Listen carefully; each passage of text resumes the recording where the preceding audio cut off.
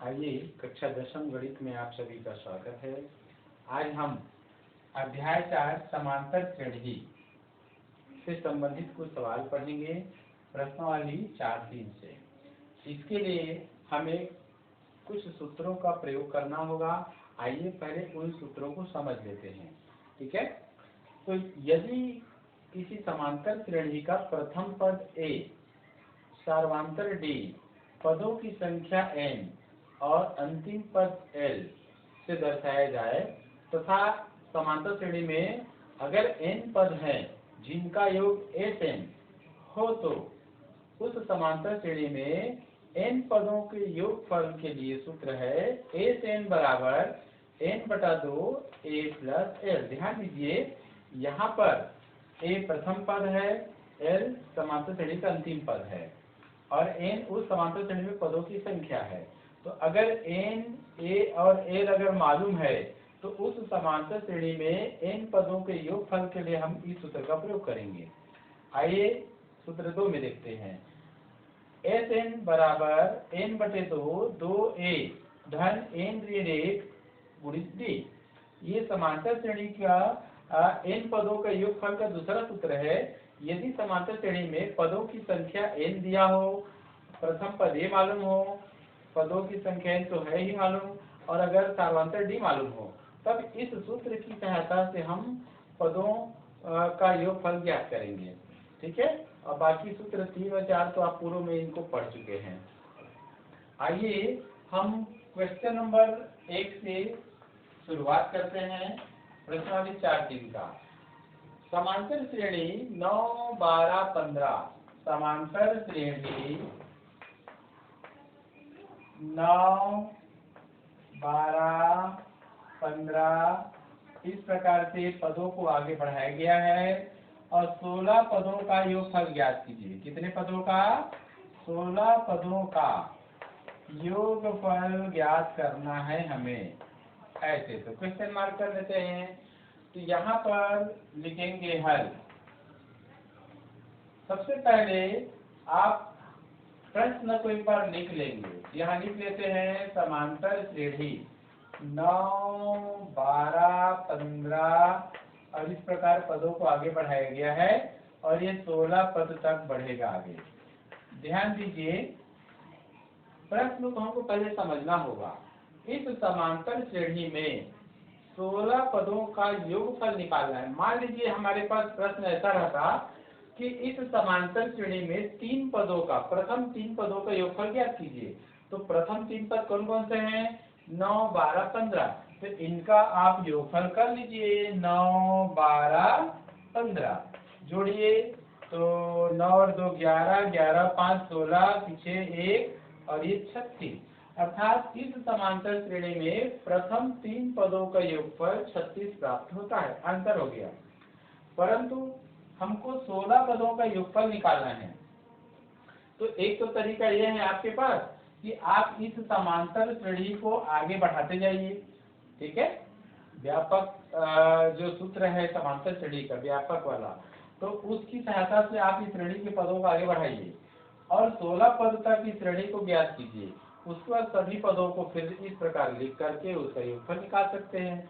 लेकिन आप देखेंगे कि काफी समय लगेगा इसमें और तेज भी लगेगा, थोड़ा अव्यवहारिक भी लगता है। तो इसलिए आपको क्या करना है, इस सवाल को हल करने के लिए सूत्र का आपको उपयोग करना ज्यादा उपयुक्त है। तो यहाँ पर लिखिए क्या क्या मालूम है। प्रथम पद a1 जिसको a बोलते हैं, इसका मान है 9। द्वितीय पद a2 यहाँ पर दिया है 12। तो इसलिए आपको सर्वांतर यहाँ निकाल लेना है d बराबर a2 - a1। तो a2 कितना है? 12। a1 कितना है? 9। घटाइए कितना आ गया? 3। तो इसका अर्थ है कि सर्वांतर d का मान हमें 3 प्राप्त होता है। ठीक है, अब आइए और क्या क्या दिया है इस प्रश्न में।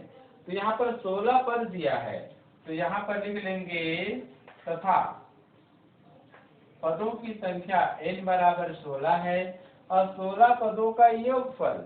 तो योगफल के लिए सूत्र होता है एस, और 16 है तो यहाँ 16 लिखेंगे एन की जगह में, और इस प्रकार यहाँ पर क्वेश्चन मार्क।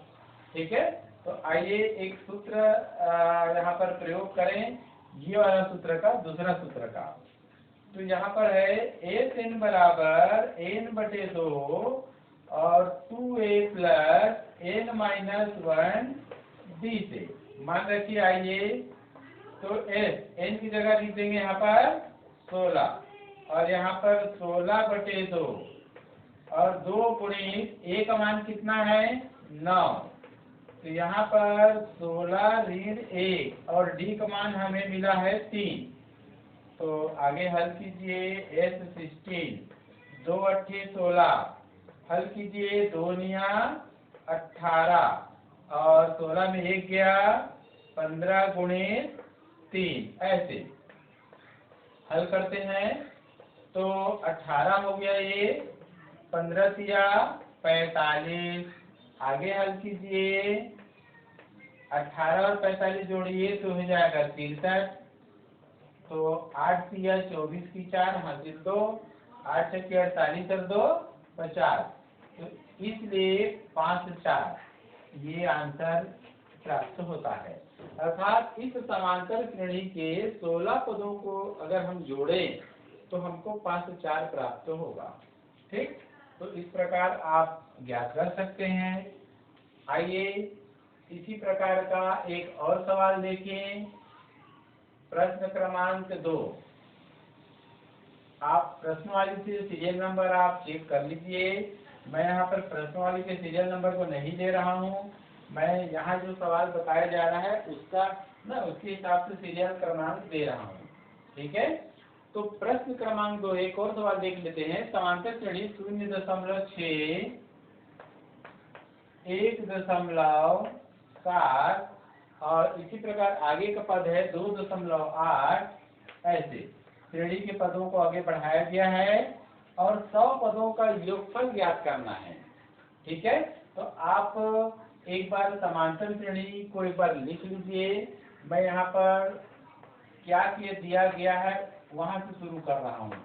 यहाँ पर इस समांतर श्रेणी में प्रथम पद a1 जिसको a कहते हैं 0.6 है। ठीक है, इसी प्रकार से देखिए द्वितीय पद a2 का मान कितना है 1.7।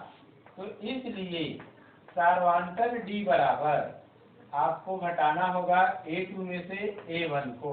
तो a2 का मान है 1.7 और a1 का मान है 0.6, घटाने पर हमें मिलता है 1.1, अर्थात सार्वंतर d का मान मिला 1.1, ऐसे।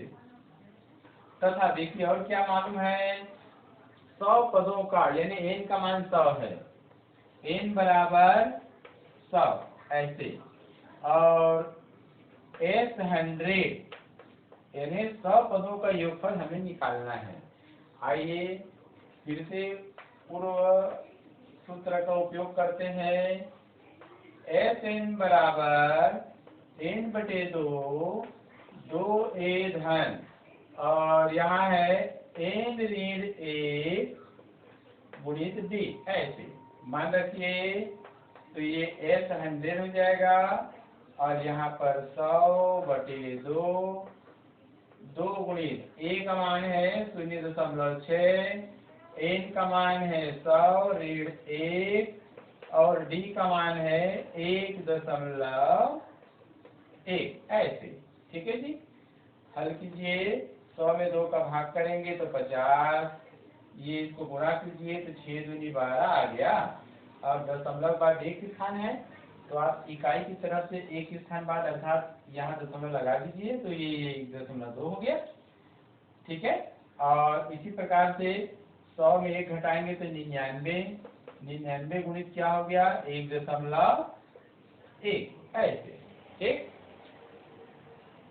अब आगे देखते हैं। यहाँ पर आपको गुणा करना होगा, तो गुणा करेंगे तो यहाँ पर पहले इसको लिख लीजिए ऐसे 1.2 धन 99 गुणित 1.1 आप करके देख लीजिए रफ में, ऐसे। 99 गुणित 1.1, ऐसे आप दशमलव को छोड़ करके इसको 11 मानिए, गुणा करने का सरल तरीका, और 11 से गुणा कीजिए। 11 या 99 की 9 हासिल आप 9 है ना, 9 कर दीजिए। फिर 11 या 99, 99 में 9 जोड़िए आप, तो हो जाएगा 100, ठीक है ना, और कितना 8 और, तो 108, तो ये हो जाएगा 108, ठीक है जी। और यहाँ देखिए, अब यहाँ पर गुणक में दशमलव के बाद एक स्थान है, तो आप यहाँ इकाई की तरफ से एक स्थान में दशमलव लगाइए, तो ये गुणनफल प्राप्त होगा 108.9। यहाँ पर आ जाएगा 108.9, ठीक है। तो आप जब भी गुणा करते हैं आप स्वयं से कीजिए, भले ही रफ कार्य कर लीजिए, लेकिन कैलकुलेटर इत्यादि का प्रयोग नहीं करना है। आपको लगातार गुणा अपने स्वयं से करनी होगी, ताकि अभ्यास आपका निरंतर बना रहे। आप यहाँ पर इसको लिख देंगे 50 को, इन दोनों को जोड़िए। तो आप यहाँ देखिए, आपको जोड़ने का तरीका तो मालूम ही है, मैं एक बार लिख के आपको फिर बता देता हूँ। दशमलव स्थान के नीचे दशमलव स्थान तथा, है ना, देखिए दशमलव के नीचे दशमलव, और यहाँ पर इसको दशांश बोलते हैं। दशमलव के बाद का पहला स्थान दशांश, दशांश में 9 है, यहाँ दशांश में 2 है। और यहाँ पर देखिए इकाई के में 8 है, यहाँ इकाई में 1 है, तो इकाई के नीचे इकाई जोड़िए, 9 और 2 11, यहाँ हाथी लगा लीजिए, 8 और 2 10, हाथी 1 कर लीजिए, 1 1, तो 110.1 हो गया ये 110.1। अब इसको 50 से हमको गुणा करना है, तो आइए मैं आपको गुणा करना भी एक बार फिर से बता देता हूँ। 110.1 गुणित 50 है। आपको गुणा करने का बढ़िया तरीका बता रहा हूँ। इस शून्य को आप नजरअंदाज करके चलिए, केवल 5 से सबको गुणा कीजिए। 5 एकम 5, 5 दूनम 0, 5 एकम 5, 5 एकम 5, ऐसे आया। अब यहाँ पर शून्य है, उसको यहाँ लिख दीजिए, ठीक है। अब देखिए यहाँ गुण्य में दशमलव बाद एक स्थान है, तो इकाई की तरफ से दशमलव बाद एक स्थान, अर्थात यहाँ दशमलव लगा देंगे, ठीक है। तो अब इसको हम क्या लिख सकते हैं, 5 5 0 5, ऐसे, और दशमलव के बाद शून्य को लिखने की आवश्यकता नहीं है। तो इस प्रकार से इस समांतर श्रेणी में 100 पदों का योगफल 5505 प्राप्त होता है, ऐसा आप बना सकते हैं, ठीक है। आइए थोड़ा सा जटिल प्रश्न लेते हैं।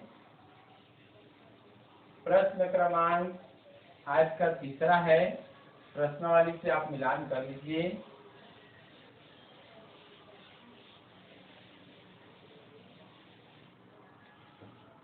तो आज का प्रश्न क्रमांक 3 है, समांतर श्रेणी 1/15, 1/12, 1/10, और इस प्रकार से श्रेणी के पदों को आगे बढ़ाया गया है। इसमें 11 पदों तक का योगफल निकालना है। 11 पदों का योगफल निकालना है आपको, ठीक है। तो पूर्व की भांति सलाह आपको यही है कि आप एक बार प्रश्न को लिख लिया करें। मैं यहाँ से आगे बढ़ता हूँ। यहाँ पर प्रथम पद A1, जिसको A बोलते हैं, ये है 1/15, ठीक है। और दूसरा पद है A2 बराबर है 1/12। तो अब हमको सार्वधातुक निकालना है जी। तो सार्वधातुक D बराबर A2 माइनस A1, ऐसे।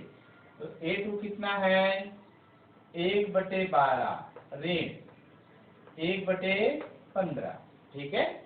आप 12 और 15 यानी 1/12 में 1/15 को घटाना है, तो इसके लिए हमको दोनों के हर का पहले लघुत्तम समापवर्त लेना होगा, ठीक है। तो दोनों के हर का लघुत्तम समापवर्त 12 और 15 का होता है कितना, 7, ठीक।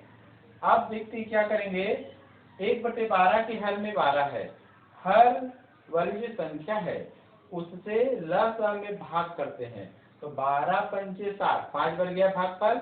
उस भागफल 5 गुणा अंश में जो भी संख्या है, जैसे यहाँ पर 1 है, 1 से करेंगे तो 5 एक काम 5, ऐसे।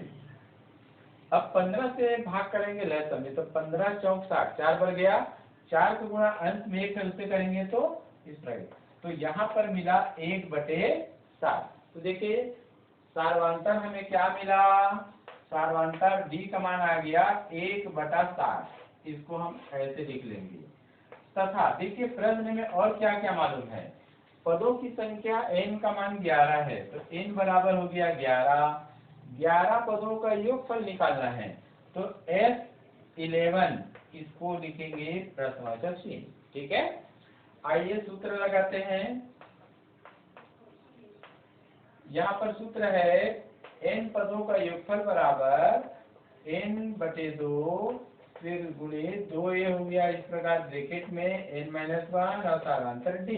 इस सूत्र में मान रखिए, तो Sn की जगह हो जाएगा S11 क्योंकि 11 पदों का योग है, और n का मान है 11 और बटे 2। ठीक है, आइए आगे देखते हैं। 2 गुणित a का मान कितना है, तो a का मान है देखिए 1/15, 1/15, और ये 11 ऋण 1 और d का मान है 1/7। ऐसे हल कीजिए, तो ये 11/2 ही लिखिए इसको, और इसको 2 1 कम 2 और बटे 15 लिख सकते हैं। ठीक है, और धन 11 में से किया 10 और गुणित 1/7। ऐसे आगे बढ़िए, तो 11/2 और यहाँ लिखेंगे 2/15 धन, शून्य कट जाएगा तो बचेगा क्या, ऐसे।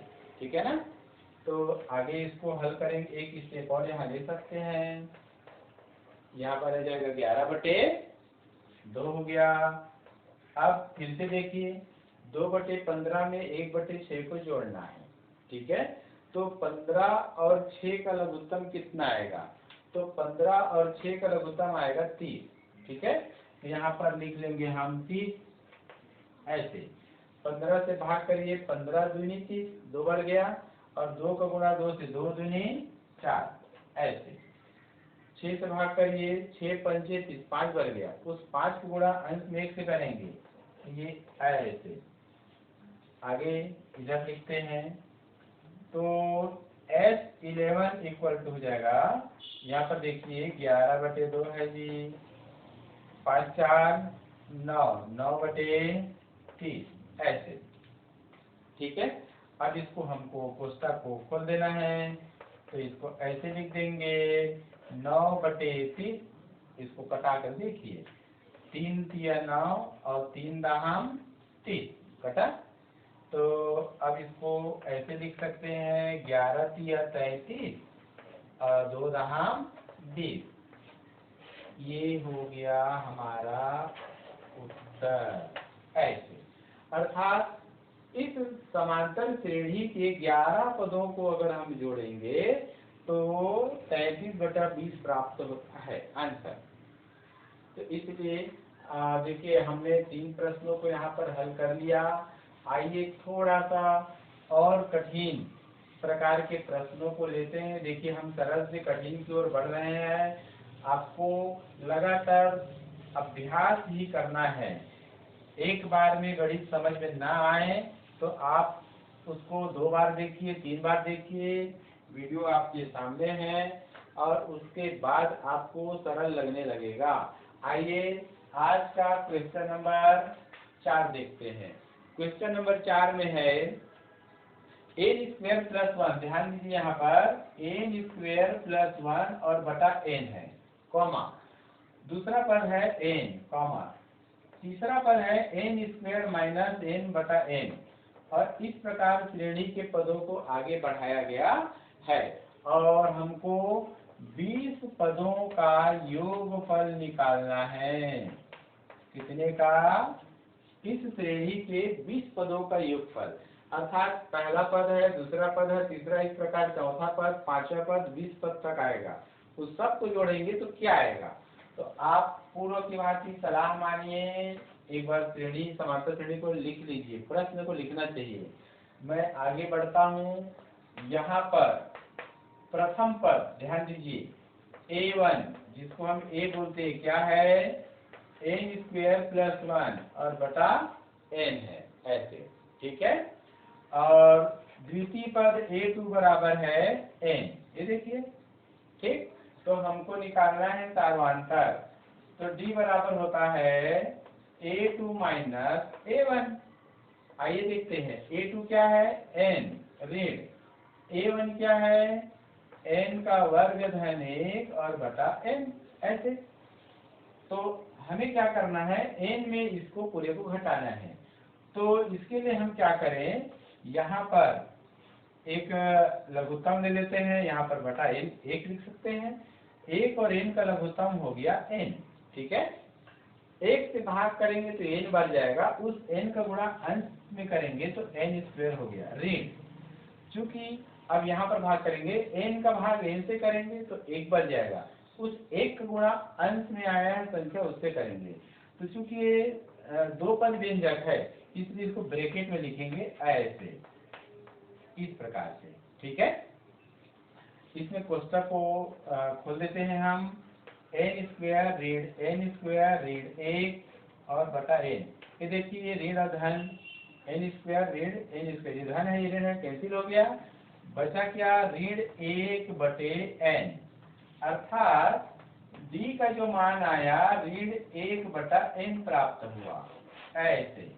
अब हमको और देखना है कि और क्या मालूम है, तो n का मान 20 है, तथा यहाँ लिख लीजिए तथा n बराबर 20, तो 20 पदों का योग, तो S20 बराबर क्वेश्चन मार्क, ऐसे, ठीक है।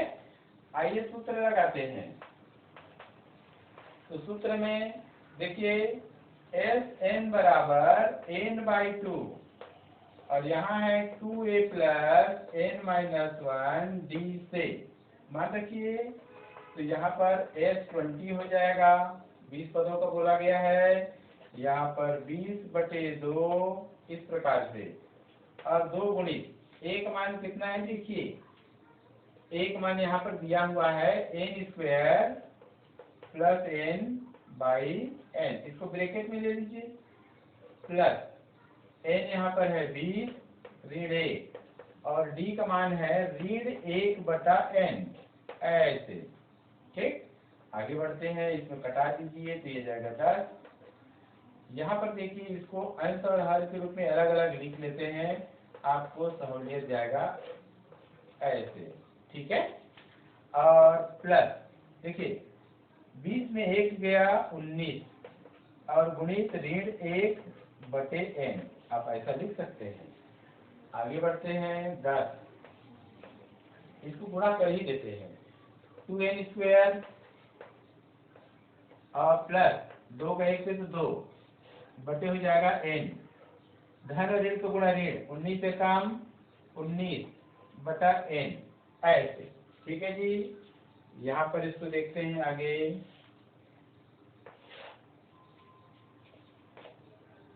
S20 बराबर 10,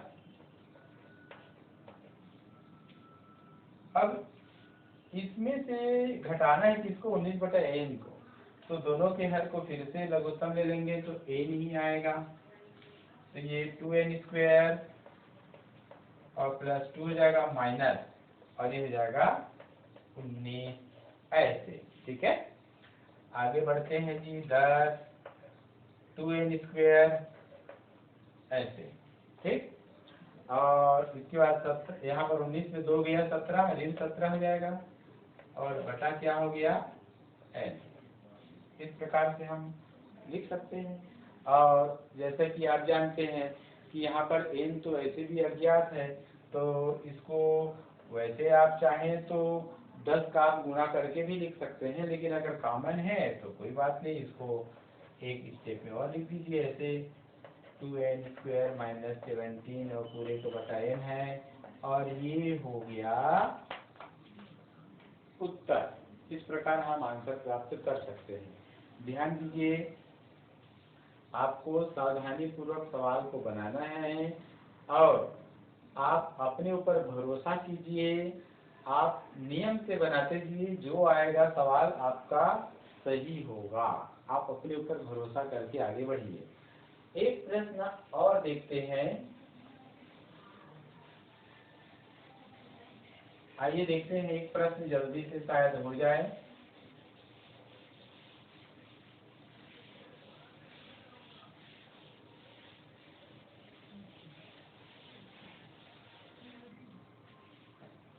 क्वेश्चन नंबर आज का है 5 नंबर। आइए देखते हैं, एक ऋण 1/n, एक ऋण 1/n श्रेणी समांतर श्रेणी का प्रथम पद है ये। और इसके बाद है एक ऋण 2/n है ऐसे। और आगे बढ़ते हैं, एक ऋण 3/n है। इस प्रकार श्रेणी के पद आगे बढ़ रहे हैं। तो हमको n पदों का योगफल निकालना है, n पदों का योगफल निकालना है। बहुत बढ़िया प्रश्न है, ध्यान दीजिए। प्रश्न देख के आपको घबराना नहीं है। तो हल, हम सरल से कठिन की ओर बढ़े हैं और आप इस प्रकार के प्रश्नों को हल करना सीख लिए हैं। इसलिए यहाँ पर हम लिखना प्रारंभ करेंगे। यहाँ पर प्रथम पद a1, a1 कितना है जिसको a मानते हैं, 1 - 1/n ऐसे।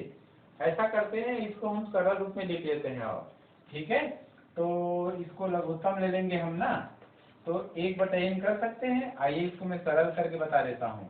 1 और n का लघुत्तम n आया, 1 से भाग करेंगे तो n बढ़ जाएगा, उस n का गुणा अंश में 1 से करेंगे तो ये n ऋण, इस n से भाग करेंगे तो 1 बढ़ जाएगा, 1 1 कम 1।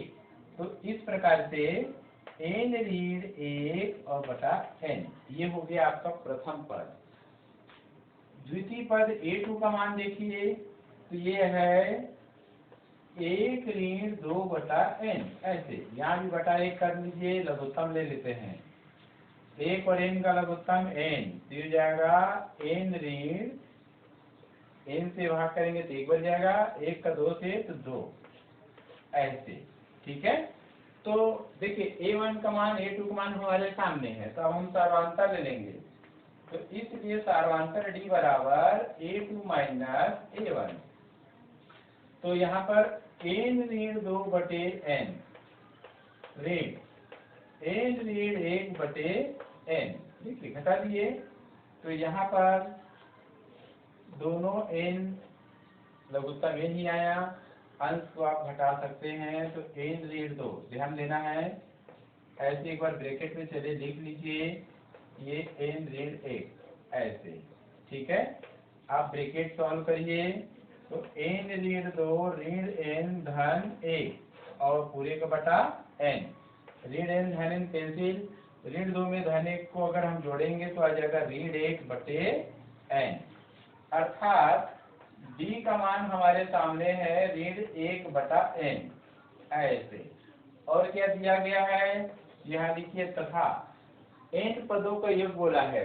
तो पदों की संख्या इस बार यहाँ पर कैपिटल में ले लेना, क्योंकि यहाँ पर n पद पहले से दिया स्मॉल लेटर में, तो इस सूत्र में जो n है उस n को हम कैपिटल में ले लेंगे। तो n का मान यहाँ पर स्मॉल n हो गया। और इसी प्रकार से पदों का जो योगफल, n पदों का योगफल है SN है, वो हमको ज्ञात करना है। ठीक है, तो यहाँ पर हम सूत्र लगा लेंगे, यहाँ पर कैपिटल ले लीजिए, यहाँ पर सूत्र लगा लेते हैं। आइए देखिए, SN बराबर n/2 हो गया, और यहाँ पर है 2a, ये n - 1 d, इस सूत्र में मान रखिए। तो s n की जगह में स्मॉल n हो जाएगा, यहाँ स्मॉल n हो जाएगा, और 2 गुणित a का मान क्या है, देखिए यहाँ से है a का मान n ऋण 1/n ऐसे ब्रैकेट में लिखिए, धन यहाँ पर स्मॉल n लिखिए ऐसे, और d का मान है ऋण 1/n ऐसे आप लिख सकते हैं। ठीक है, हल कीजिए आगे n/2 ऐसे। ठीक है, तो यहाँ पर देखेंगे हम अंश को अलग लिख देंगे ऐसे, और बटा हल को ऐसे लिखेंगे। ठीक है, इसको आप गुणा कीजिए, n का गुणा इससे करेंगे तो धन ऋण का गुणा हो जाएगा ऋण, तो n बटा n, अंश का अंश से गुणा होगा और बटा n है ना, n तो है। अब ऋण 1 का गुणा इससे करेंगे तो ऋण ऋण का गुणा हो जाएगा धन, 1 एकाम 1 बटे n। ऐसे मैं यहाँ पर इसको कैंसिल नहीं कर रहा हूँ, आगे इसको हल करके मैं बढ़ना चाहता हूँ, आप भी वैसा कर लीजिए। बराबर n बटे 2, यहाँ पर देखिए ध्यान देना है, यहाँ पर तीनों का हर में n है, तो अगर हम लसा निकालेंगे है ना लघुत्तम समापवर्त से n ही आएगा ऐसे। तो अंश को लिख दीजिए एक बार, n minus 1 minus n plus 1 ऐसे, ठीक है, ऐसा आप लिख सकते हैं। आइए आगे बढ़ते हैं, ब्रैकेट को हल कीजिए तो 2n minus 2 minus n plus 1 बटा n ऐसे, ठीक है जी। और आगे बढ़िए, 2n में से 1n घटेगा तो 1n बचेगा, ऋण 2 में धन 1 जोड़ेंगे तो ऋण 1 बचेगा और बटा n ऐसे। अब इस बड़े कोष्ठक को हल कर लीजिए, आप हटा लीजिए तो ये हो जाएगा n बटे 2 गुणित, इसको लिख लीजिए n ऋण 1 और बटा n, ठीक। ये n कैंसिल हो गया तो यहाँ पर आया 1 बटे 2 और ये हो गया n ऋण 1। इस प्रकार से उत्तर प्राप्त होता है। आप वीडियो को पूरा जरूर देखा कीजिए, शुरू से आखिर तक। अगर आप एपिसोड को देखेंगे तो जो भी सवाल आपको बताया गया है वो बिल्कुल आपको समझ में आएगा, ठीक है। आप थोड़ा सा वीडियो देख करके बंद कर देंगे तो उससे आपको समझ में नहीं आएगा। आप एक बार देखिए, आपको फायदा मिलेगा। इसी प्रकार के और प्रश्नों को आप आगे हल करते जाइए, फिर आगे की सवाल अगली कड़ी में बताया जाएगा। धन्यवाद।